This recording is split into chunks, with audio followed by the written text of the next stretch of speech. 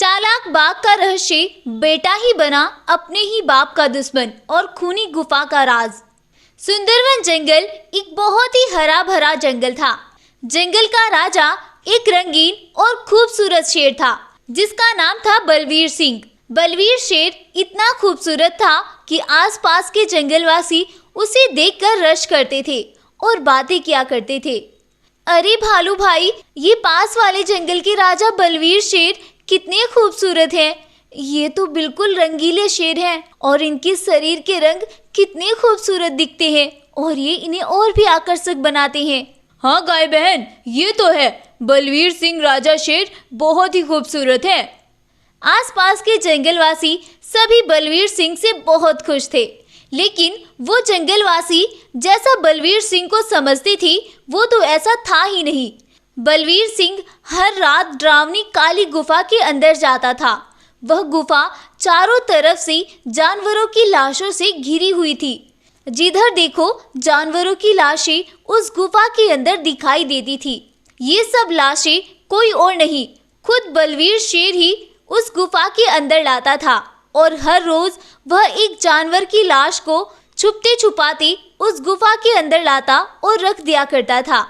वह जादुई गुफा बलवीर सिंह से हर रोज एक जानवर की बलि मांगती थी, लेकिन ऐसा क्यों, चलिए जानते हैं। सुंदरवन जंगल में बलवीर सिंह शेर अपनी मां सालनी और पिता गब्बर सिंह के साथ रहा करता था। गब्बर सिंह एक शक्तिशाली शेर था और वह अपनी शक्तियों से कुछ भी कर सकता था। गब्बर सिंह के पास इतनी शक्तियां थी कि वह अपनी शक्तियों की मदद से जादुई दुनिया में जा सकता था। जादुई दुनिया आसमान के ऊपर एक बहुत ही खूबसूरत दुनिया थी और बलवीर सिंह अपने पिता के साथ उस दुनिया में जाना चाहता था। और एक बार बलवीर सिंह अपने पिता के साथ जिद करता है और गब्बर शेर बलवीर सिंह को जादुई दुनिया घुमाने ले जाता है, लेकिन जादुई दुनिया में जाकर बलवीर सिंह अब वहीं रह जाना चाहता था और वह उस दुनिया पर राज करने की सोच लेता है। मगर इतना तक गब्बर शेर के पास ये शक्तियां थी तो बलवीर सिंह कभी भी उस जादुई दुनिया पर राज नहीं कर सकता था। एक दिन बलवीर सिंह अपने पिता गब्बर शेर से जिद करता है, पिताजी, आपकी जो भी शक्तियां हैं ये सब आप मुझे दे दे। मैं उस जादुई दुनिया पर राज करना चाहता हूँ और जादुई दुनिया के सभी जानवरों को अपने वश में करना चाहता हूँ। लेकिन गब्बर शेर जब बलवीर सिंह के ये इरादे देखता है तो वह उसे जादुई शक्तियां देने से इनकार कर देता है। अब बलवीर सिंह अपने पिता को मारने का प्लान बनाता है और एक दिन वह मौका पाकर अपने पिता गब्बर शेर को मार डालता है। लेकिन उसे यह नहीं पता था कि गब्बर शेर के मरते ही उसकी शक्तियां भी सारी खत्म हो जाएंगी। गब्बर शेर के मरने के बाद बलवीर सिंह जब शक्तियां लेने लगता है तो वो शक्तियां बलवीर सिंह प्राप्त ही नहीं कर पाता है। तभी वहां सालनी शेरनी भी आ जाती है और वह जब अपने बेटे के सामने अपने पति की लाश को देखती है तो उसके तो पैरों से जमीन खिसक जाती है और वह बोलती है, ये तुमने क्या किया? अपने पिता को ही मार डाला। मैं तुम्हें कभी माफ नहीं करूंगी। चले जाओ मेरे सामने से। आज के बाद कभी तुम मेरे सामने मत आना। अब बलवीर शेर वहां से चला जाता है। जब वह रास्ते में जा रहा था तो उसे रास्ते में एक बाघ मिलता है और वह बोलता है, अरे बलवीर सिंह, क्या हुआ? इतने परेशान क्यों हो? बलवीर शेर सारी बात बाघ को बताता है। अच्छा, ये बात है। ये इतनी सी बात तो तुम्हें मैं बता देता हूँ। तुम्हारे पिता हर रोज पहाड़ी के पास वाली गुफा में जाते थे और वह एक जानवर की बलि देकर वह शक्तियां प्राप्त करते थे। ये सुनकर बलवीर सिंह जल्दी से जाता है और एक जानवर को मारकर उसकी बलि उस गुफा में चढ़ा देता है। उधर बाघ ये सब बोलकर खूब खुश था। गब्बर शेर बड़ा अच्छा बनता फिरता था ना, अब मैं उसके बेटे से सारे बदले लूंगा। तब से अब तक बलवीर सिंह हर रोज शक्तियां आने का इंतजार करता है और एक जानवर की बलि रोज उस गुफा में देता है, लेकिन आज तक तो कोई शक्ति उस गुफा से नहीं आई थी। जंगल के जानवर भी अब परेशान आ गए थे क्योंकि जंगल से काफी जानवर कम हो गए थे और कोई मरता हुआ भी दिखाई नहीं पड़ता था और ना ही किसी जानवर को किसी भी जानवर की लाश मिलती थी। वो सोच रही थी कि शायद जानवर जंगल को छोड़कर जा रहे हैं। इसी सिलसिले में बात करनी कुछ जानवर रानी शेरनी के पास जाते हैं और रानी शेरनी को सारी बात बताते हैं। रानी शेरनी, क्या आपको पता है जंगल से बहुत जानवर कम हो गए हैं? हाँ, ये तो मैंने भी गौर किया है कि जंगल से जानवर कम हो रहे हैं, लेकिन कौन कर रहा है ये सब?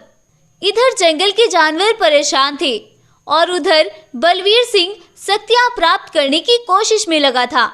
एक दिन शेरनी जंगल में घूम रही थी, तभी उसी बलवीर सिंह अचानक से जंगल में घूमता हुआ दिखाई पड़ता है। अपने बेटे को देखकर शेरनी उसके पीछे पीछे जाती है और बलवीर सिंह से बात करने की कोशिश करती है, लेकिन बलवीर शेर शेरनी से आगे निकल जाता है। तभी शेरनी को बाघ मिलता है और वह शेरनी से बोलता है, अरे शेरनी बहन, क्या हुआ? कहाँ चले जा रही हो? शेरनी बाघ की आदत से अच्छे से वाकिफ थी और वह उसे नजरअंदाज करके आगे बढ़ती है, लेकिन बाघ शेरनी का रास्ता रोक लेता है और बोलता है, अरे कहाँ चले जा रही हो? अपने बेटे की हरकतों को तो देख लो जरा, वो क्या करता फिर रहा है? क्या कर रहा है मेरा बेटा, और तुम क्या जानते हो उसके बारे में? मैं तो सब जानता हूँ, बस तुम ही अनजान हो या शायद अपने बेटे की हरकतों को नजरअंदाज कर रही हो। क्या मतलब है तुम्हारा? मैं किस बात को नजरअंदाज कर रही हूँ? चलो दिखाता हूँ। अब बाघ शेरनी को अपने साथ बलवीर शेर के पास लेकर जाता है। बलवीर शेर गुफा के अंदर लाशों से घिरा हुआ खड़ा था।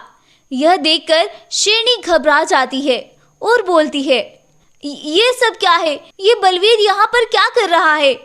शेरनी की आवाज सुनकर बलवीर शेर बाहर आता है। बलवीर, ये सब क्या है? ये तुम क्या कर रहे हो? मैं अपने बाबा की शक्तियाँ हासिल करना चाहता हूँ और ये सब लाशें उसी के लिए हैं। इससे मुझे एक दिन बाबा की सारी शक्तियाँ मिल जाएगी और फिर मैं अमर हो जाऊंगा और इस जंगल में मुझसे ज्यादा ताकतवर कोई भी नहीं बचेगा। तुम पागल तो नहीं हो गए? मेरी ही गलती है। जिस दिन तुमने अपने बाबा को मारा था, मुझे उसी दिन तुम्हें भी मार देना चाहिए था। अगर तुम मर जाते तो इतने सारे जानवर तुम्हारी बलि का शिकार न बनते। तुम क्यों नहीं मानते? वो सभी शक्तियाँ तुम्हारे बाबा के साथ ही थी। जिस दिन तुम्हारे बाबा इस दुनिया से गए थे, उसी दिन वो शक्तियाँ भी चली गई थी और वो शक्तियाँ तुम्हें कभी हासिल नहीं होगी। उन दोनों में हो रही कहासुनी को देखकर बाघ इस चीज का फायदा उठा लेता है और वह उन दोनों पर हमला कर देता है और उन दोनों को मार मार कर जख्मी कर देता है और बोलता है, हा, यही तो मैं चाहता था। पहले मैंने गब्बर शेर को उसके ही बेटे के हाथों मरवाया और अब इन दोनों को भी मार दिया। अगर तुम गब्बर शेर की शक्तियाँ प्राप्त करना चाहते हो तो पहले तुम्हें अपने पिता को मारना होगा, उसके बाद ही तुम वो सारी शक्तियाँ प्राप्त कर सकते हो। फिर अब देखो, मैंने तुम दोनों को भी मार दिया। हा। बाघ सोच रहा था कि वो दोनों मर गए हैं, लेकिन बलवीर सिंह उसकी सारी बातें सुन रहा था और वह उठता है और बाघ पर हमला कर देता है और उसे वही मार डालता है। बाघ के मरने के बाद बलवीर सिंह अपनी माँ से माफी मांगता है और वह अपने किए पर बहुत शर्मिंदा होता है। अब शेरनी बलवीर सिंह को माफ कर देती है और उसे जंगल के जानवरों से भी माफी मांगने का बोलती है। अब बलवीर सिंह जंगल के सभी जानवरों से माफी मांगता है और अपनी माँ के साथ खुशी खुशी जंगल में रहने लगता है। इस कहानी से हमें सीख मिलती है कि हमें कभी भी दूसरों की बातों में आकर अपनों से झगड़ा नहीं करना चाहिए। दूसरे तो हमेशा हमारे हर कदम का फायदा उठाना चाहते हैं और हम उनके हाथों पागल बनते जाते हैं। इसीलिए हमें हमेशा अपनों का साथ देना चाहिए, ना कि दूसरे लोगों का। तो गाइस, आपको ये कहानी कैसी लगी हमें कमेंट करके ज़रूर बताएं और अगर आपको ये स्टोरी पसंद आई है तो इस वीडियो को लाइक, शेयर एंड चैनल को सब्सक्राइब करना बिल्कुल ना भूलें। Thank you. समुद्री लुटेरे बाघों को पानी में तैरता हुआ एक बक्सा दिखाई पड़ता है। उस बक्से को देखकर वो सभी खुश हो जाते हैं। अरे वो देखो, खजाने से भरा बक्सा हमारी ओर ही तैरता हुआ आ रहा है। हाँ, चलो उसे चलकर पकड़ते हैं। अब वो सभी उस बक्से को उठाकर अपनी नाव के अंदर रख लेते हैं और उसे लेकर अपनी गुफा में वापस आते हैं। अरे यार भवानी, इसे खोल के तो देखो जरा, आज क्या माल हाथ लगाए हमारे। हाँ हाँ खोलता हूँ जग्गा भाई, सब्र करो, अब बस यही काम करना है। अब वो सभी मिलकर उस बक्से को खोलते हैं, लेकिन जब वो उस बक्से को खोलती हैं तो उनकी आंखें फटी की फटी रह जाती हैं। उस बक्से के अंदर एक शेर का छोटा बच्चा बंद था और वो ठीक से सांस भी नहीं ले पा रहा था। अरे जग्गा भाई, ये सब क्या है? इसमें तो शेर का बच्चा है। हाँ यार, तुम इसे बाहर निकालो। अब वो दोनों मिलकर उसे बाहर निकालते हैं और उसे कुछ खाना खिलाते हैं। अरे बेटा, तुम इस बक्से में कैसे बंद हुए और तुम्हारा नाम क्या है? भवानी के पूछने पर वो बच्चा कुछ भी नहीं बोलता है। शायद उसे कुछ पता नहीं था, क्योंकि वो इतना बड़ा नहीं था और उसे इतनी समझ भी नहीं थी। अब भवानी बाघ बोलता है, अरे शायद इसे कुछ भी पता नहीं है। ये कौन है और इसके साथ ये सब किसने किया है? अरे भवानी भाई, छोड़ो, तुम भी क्या लेकर बैठ गए? चलो चलकर इसे जंगल में छोड़ आते हैं। नहीं, ये तुम कैसी बातें कर रहे हो? अगर कुदरत ने हमें इसकी परवरिश के लिए चुना है तो मैं ऐसा बिल्कुल नहीं करूँगा, और मैं आज से इसका ख्याल रखूँगा और इसकी परवरिश करूँगा। अब भवानी उस बच्चे की परवरिश में लग जाता है और वह उसका नाम प्रणव ठाकुर रखता है। दिन बीतते हैं और भवानी ठाकुर उसे अपने साथ समुद्री जानवरों को लूटने के लिए ले जाने लगता है और प्रणव को अपने साथ साथ रखता है और उसका ख्याल बिल्कुल अपने बेटे की तरह ही रखता है। दिन ऐसे ही बीतते हैं और पता ही नहीं चलता 10 साल कैसे बीत गए। अब प्रणव ठाकुर एक बहुत ही शक्तिशाली और नौजवान शेर बन चुका था, लेकिन उसे अपना बचपन कुछ भी याद नहीं था और वह भवानी ठाकुर को ही अपना माँ और पिता समझता है। एक दिन भवानी ठाकुर अपने लूटे हुए सामान को दूसरे जंगल बेचने उस जंगल के राजा के पास जाने लगता है। तभी प्रणव बोलता है, पिताजी, मैं भी आपके साथ चलता हूँ। इतना खजाना आप अकेले लेकर जाएं, यह मुझे सही नहीं लग रहा है। अरे नहीं बेटा, कुछ नहीं होगा, आज तक मैं अकेला ही जाता आया हूँ, फिर आज क्या है? तुम यहीं रुको, मैं जल्दी ही वापस आ जाऊंगा। अब भवानी ठाकुर खजाने की गाड़ी को लेकर निकल जाता है। कुछ दूर चलने पर वह एक सुनसान रास्ते में आ जाता है, जहां पर उसे दूर दूर तक कोई भी दिखाई नहीं पड़ रहा था। तभी वहां कुछ मानव बाघ आते हैं और वो भवानी को लूट लेते हैं और उसे मार मार कर घायल कर देते हैं और वहां से भाग जाते हैं। अब भवानी वहां अकेला पड़ा दर्द में परेशान था। कई घंटे बीत जाते हैं और उसकी मदद के लिए वहां कोई भी नहीं आता है। शाम हो जाती है, तभी वहां से एक शेरनी गुजरती है और जब वह भवानी बाघ को ऐसे घायल देखती है तो वह उसकी मदद करने के लिए उसके पास जाती है और उसे अपनी गुफा पर लेकर आती है और उसका इलाज करती है। उधर प्रणव ठाकुर परेशान था, क्योंकि 2 दिन बीत गए थे और अभी तक भी भवानी बाघ वापस नहीं लौटा था। अब तक तो बाबा को आ जाना चाहिए था, वो अब तक क्यों नहीं लौटे? मुझे चलकर देखना होगा। अब प्रणव ठाकुर अपने पिता को ढूंढने दूसरे जंगल में जाता है और वहां के राजा शेर से मिलता है और उससे पूछता है, महाराज, मेरे पिता भवानी ठाकुर 2 दिन पहले आपसे मिलने जंगल में आए थे और वो आज तक नहीं लौटे। क्या आपको पता है कि वो कहाँ गए हैं? बेटा, वो तो मेरे पास पहुँचे ही नहीं और मुझे नहीं पता कि वो आखिर कहाँ है। अब प्रणव और भी ज्यादा परेशान हो जाता है और वह अब दूसरे जंगलों में अपने बाबा को तलाश करने लगता है और वह दूसरे जंगल में जाकर अपने बाबा के बारे में पता करता है। तभी एक शेरनी की नजर उस पर पड़ती है और वह शेरनी उसे देखकर बस देखती ही रह जाती है और वह दौड़कर उसके पास जाती है, लेकिन तब तक ठाकुर शेर आगे निकल जाता है और शेरनी भी उसका पीछा करती रहती है। तभी प्रणव को एक गुफा के अंदर से अपने पिता की परछाई दिखाई पड़ती है और उस परछाई को देखकर प्रणव एकदम से दौड़कर वहां जाता है और वहां वो भवानी बाघ को सही सलामत देखकर बहुत खुश होता है। तभी वहाँ वह शेरनी भी प्रणव का पीछा करते करते वहाँ जाती है और शेरनी के बोलने से पहले ही भवानी बाघ बोल पड़ता है। प्रणव बेटा, इनसे मिलो। अगर ये ना होती तो शायद आज मैं जिंदा भी ना होता। अब बाबा, ये आप क्या बोल रहे हैं? उस दिन ऐसा क्या हुआ आपके साथ जो आप जंगल वापस ही नहीं लौटे? अब भवानी बाघ अपने बेटे को उस दिन घटी सारी घटना के बारे में बताता है और उसे बताता है कि कैसे शेरनी ने उसकी मदद की। अब प्रणव शेरनी का शुक्रिया करता है और अपने बाबा को वहां से लेकर चलने लगता है। तभी शेरनी बोलती है, भोला बेटा, अपनी माँ को ऐसे नजरअंदाज करके जाओगे? प्रणव ये सब सुनकर हैरान हो जाता है और वह भवानी बाघ की ओर देखता है और भवानी प्रणव की ओर। अरे शेरनी आंटी, आप क्या बोल रही हैं? मेरी कुछ समझ नहीं आया। अब मैं तुम्हारी माँ शालिनी, तुम मुझे नहीं जानते? अब शेरनी उसे बताती है, बेटा 10 साल पहले जब मैंने तुम्हें जन्म दिया था तो उस जंगल के राजा बद्री को ये सब पसंद नहीं था कि उससे ज्यादा ताकतवर इस जंगल में कोई और आए, इसीलिए उसने तुम्हें मुझसे छीन लिया था। और जब मैं रोते हुए उसके पास गई तो उसने मुझे सूली पर लटकाकर तुम्हारे साथ बहुत जुल्म किया और मेरी आंखों के सामने तुम्हें खून से नहला दिया और एक बक्से में बंद करके पहाड़ी के पीछे वाली नदी में फेंक दिया था। और आज जब तुम्हें मैंने देखा तो मुझे लगा जैसे भगवान ने मेरी सुन ली। आज तक मैंने जितनी दुआएं की वो सभी कामयाब रही बेटा। आज तुम मेरे सामने सही सलामत हो। मैं आज कितनी खुश हूँ मैं तुम्हें नहीं बता सकती।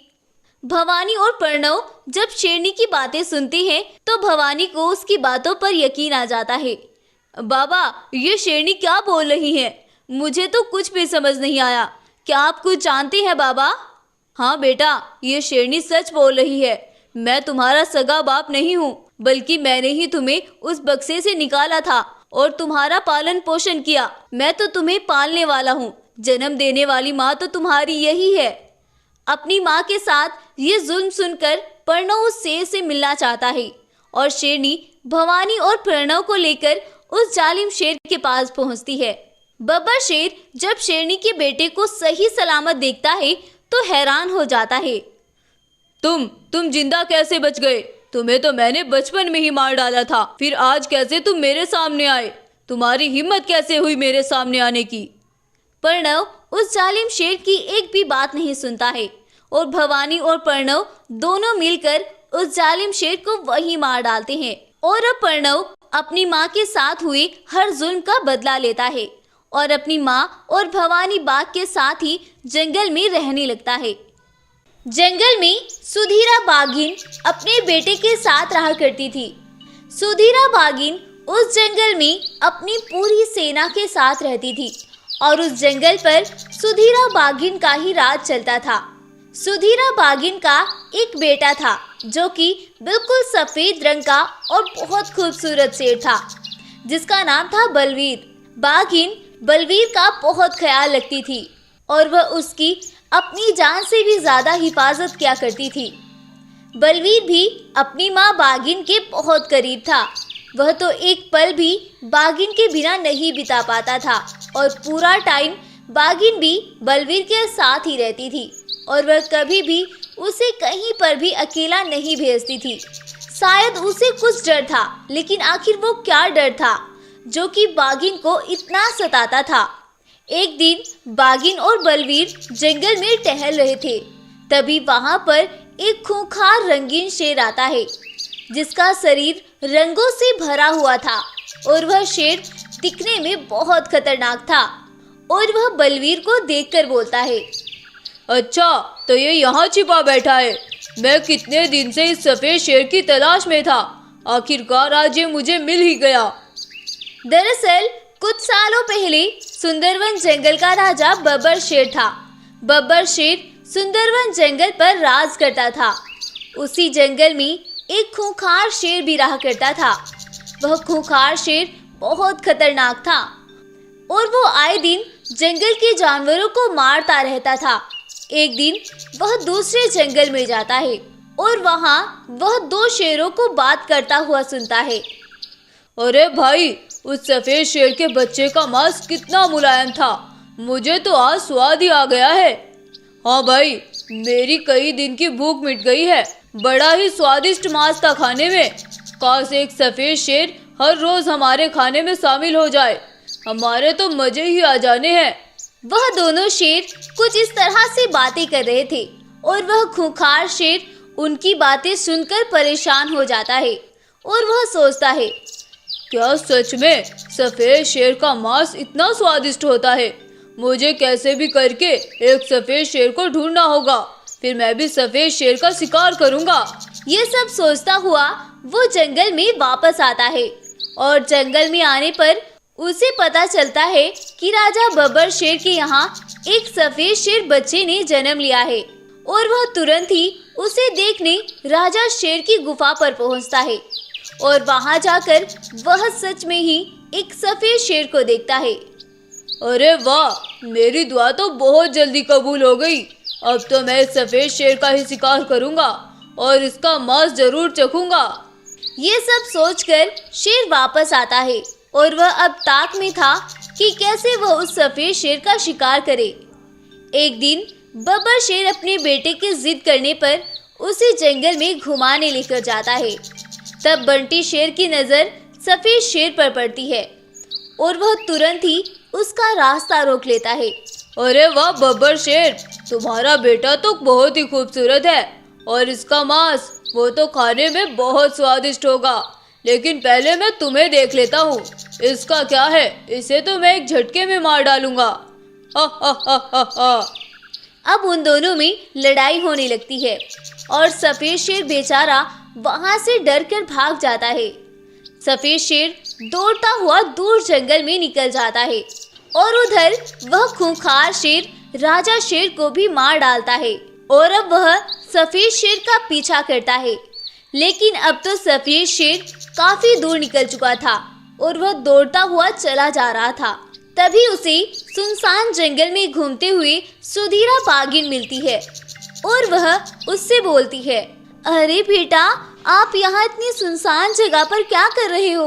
और तुम तो बिल्कुल अकेले हो। ये जगह इतने छोटे बच्चों के लिए सेफ नहीं है। तुम यहाँ से वापस चले जाओ बेटा। अब सफेद शेर बाघिन को सारी बात बताता है। अब तो बाघिन को भी उस पर तरस आ जाता है और वह उसे अपने साथ अपनी गुफा पर ले आती है और उसका नाम बलवीर रखती है। तब से अब तक यह खूंखार शेर सफेद शेर की तलाश में जंगल में इसी तरह भटक रहा है और आज फिर से उसे सफेद शेर अपनी आंखों के सामने दिख जाता है और वह उसके पीछे दौड़ता हुआ आता है। लेकिन इस बार भी बलवीर और बाघिन वहां से भागने में कामयाब हो जाते हैं, पर वो दोनों उस खूंखार शेर को अपने पीछे आता हुआ देख लेते हैं। इसीलिए अब वो भी चौकन्ने हो जाते हैं और सफेद शेर बाघिन से बोलता है, बाघिन माँ, मैं नहीं चाहता कि मेरी वजह से वो खूंखार शेर आपको और आपके मित्रों को नुकसान पहुंचाए, इसीलिए मैं थोड़े दिनों के लिए यहाँ से चला जाता हूँ। बाघिन ये सुनकर परेशान हो जाती है और बोलती है, नहीं बेटा, तुम ऐसा क्यों बोल रहे हो? हम सब है ना, हम सब मिलकर उसको देख लेंगे। नहीं बाघिन माँ, वो बहुत खतरनाक है। मैं उससे दूर चला जाना चाहता हूँ, वरना वो आप सबको भी मार डालेगा।